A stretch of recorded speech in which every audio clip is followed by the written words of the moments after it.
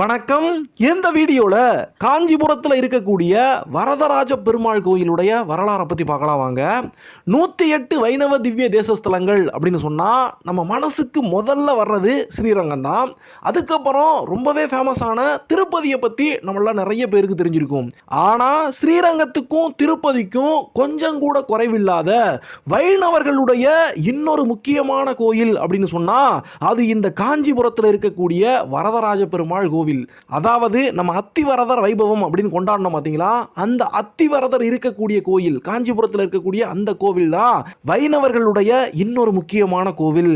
காஞ்சி காமாட்சி அம்மன் கோவில், ஏகாம்பரநாதர் கோவில், அதே வரிசையில இங்க காஞ்சிபுரத்தில் இருக்கக்கூடிய வரதராஜ பெருமாள் கோயிலும் ரொம்ப முக்கியமான கோவில். சிவபெருமானுடைய கோவில் காமாட்சி அம்மனுடைய கோயிலோட சேர்ந்து எந்த பெருமாள் கோயிலும் சேர்ந்து மும்மூர்த்தீஸ்வரம் அப்படின்னு சொல்லக்கூடிய ஒரு மிகப்பெரிய பெருமையை இந்த காஞ்சி